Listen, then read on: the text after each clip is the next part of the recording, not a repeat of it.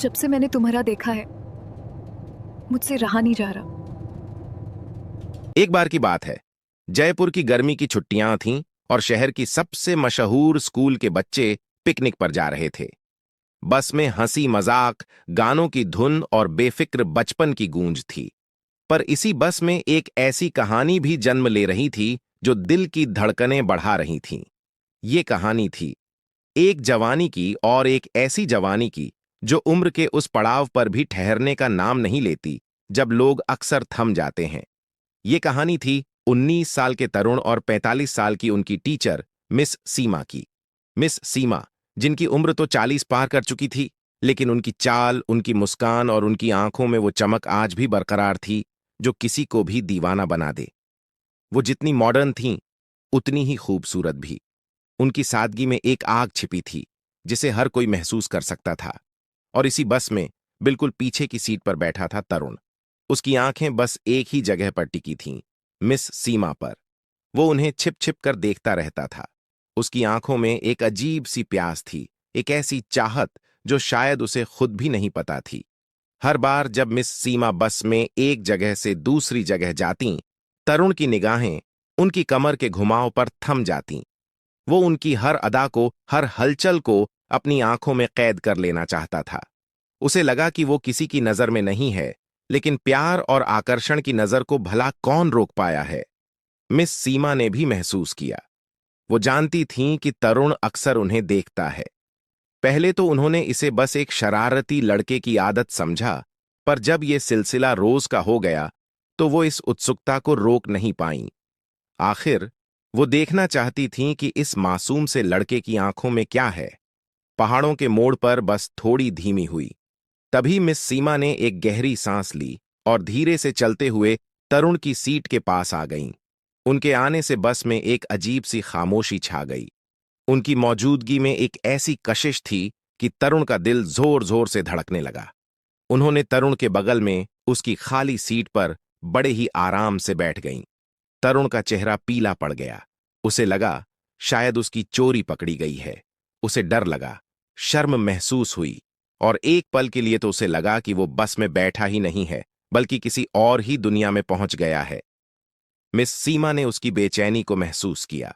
उन्होंने तरुण का हाथ धीरे से अपने हाथ में लिया। तरुण का दिल कांप उठा। मिस सीमा ने बिना एक भी शब्द बोले उसे महसूस कराया कि वो उसके साथ हैं। और फिर उनके चेहरे पर एक हल्की सी मुस्कान आई। उन्होंने तरुण के कान में बहुत ही धीरे से, कांपती हुई आवाज में फुसफुसाया, क्या क्या मैं तुम्हें पसंद हूं? जब से मैंने तुम्हारा देखा है मुझसे रहा नहीं जा रहा। ये सवाल सुनकर तरुण बिल्कुल घबरा गया। उसकी सांसें अटक गईं। उसने डरते हुए कहा, नहीं मैम, ऐसा कुछ नहीं है। मिस सीमा मुस्कुराईं। उनकी आंखों में शरारत आ गई थी। उन्होंने कहा, तो फिर मुझे बार बार क्यों देख रहे थे? तरुण कुछ देर चुप रहा। उसकी हिम्मत जवाब दे गई थी। उसने फिर से हिम्मत जुटाई और धीरे से, बहुत ही धीरे से कहा, मैम, मैं आपके साथ। और वो फिर से चुप हो गया। शब्दों ने उसका साथ छोड़ दिया। मिस सीमा ने उसकी अधूरी बात को पूरा किया। तुम मेरे साथ रहना चाहते हो, है ना? तरुण ने बिना कुछ बोले बस अपनी गर्दन झुका दी। मिस सीमा ने उसकी चुप्पी को समझा। वो जानती थीं कि इस उम्र में ये सब कितना मुश्किल होता है। उन्होंने तरुण के सिर पर हाथ रखा और कहा, बस थोड़ी देर और, फिर ये सफर खत्म हो जाएगा। कुछ देर बाद बस एक हाईवे साइड होटल पर रुकी। सभी बच्चे खाना खाने के लिए नीचे उतर गए। बस खाली हो गई, लेकिन तरुण और मिस सीमा दोनों वहीं थे। जब तरुण बस से नीचे उतरने लगा तो मिस सीमा ने उसे आवाज दी, तरुण, तुम यहीं रुकोगे? मेरी तबीयत थोड़ी ठीक नहीं लग रही है। तरुण उनकी बात सुनकर थोड़ा हैरान हुआ, पर वो जानता था कि ये एक इशारा है। ये एक ऐसी बात है जिसे कोई और नहीं समझ सकता। उसने हाँ में गर्दन हिलाई और वापस अपनी सीट पर बैठ गया। अब बस में कोई नहीं था, केवल वो दोनों थे।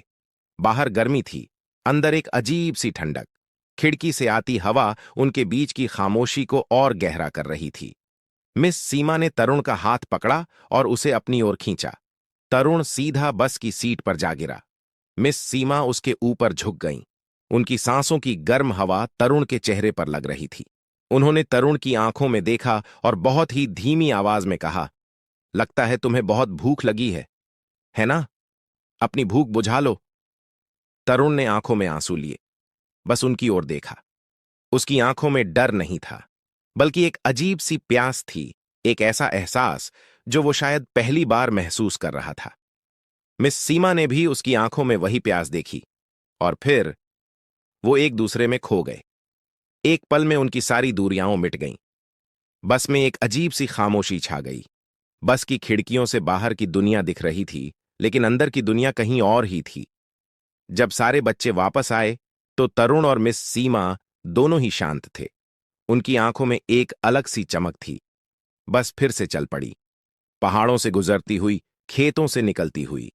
ये सफर शायद अब खत्म हो चुका था, लेकिन इस सफर की यादें हमेशा के लिए उनकी जिंदगी का हिस्सा बन गईं।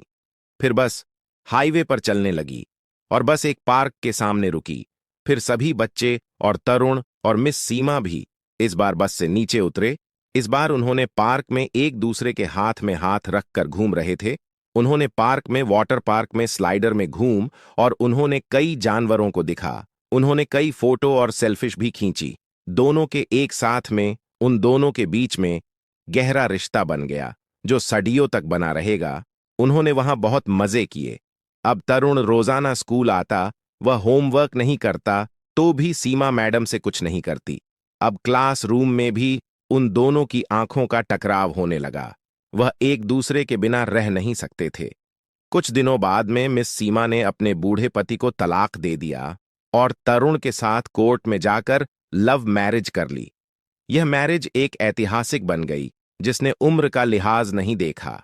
उन्होंने सिर्फ प्यार देखा, जो उम्र भर उन दोनों का साथ निभाएगा।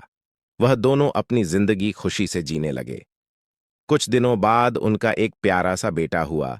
इसका नाम रोहन था। चौहान दिखने में बहुत ही आकर्षित और सुंदर था। रोहन भी उसी स्कूल में पढ़ने जाता था। मिस सीमा अभी काफी बूढ़ी हो चुकी थी। उसने स्कूल से इस्तीफा ले लिया था और वह घर पर ही रहती थी। वह ट्यूशन क्लास चलती थी, जहां काफी बच्चे आया करते थे। तरुण ने भी अपना एक छोटा सा बिजनेस खोल रखा था, कर बाजार का, जहां वह नई और पुरानी कार्य बेचा करता था और अपनी जिंदगी निकाल रहा था।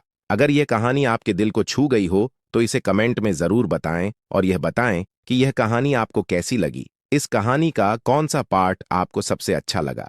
ये कहानी सिर्फ एक टीचर और स्टूडेंट की नहीं थी, बल्कि एक ऐसी यात्रा थी जो दिल से शुरू हुई और दिल पर ही खत्म हो गई।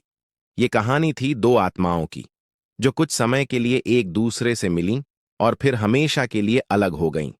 लेकिन इस मुलाकात ने उन्हें एक ऐसा सबक दिया जिसे वो कभी नहीं भूलेंगे। अगर ये कहानी आपके दिल को छू गई हो तो इसे लाइक करें और चैनल को सब्सक्राइब करना ना भूलें, ताकि ऐसी सोलफुल कहानियां आप तक यूं ही पहुंचती रहें।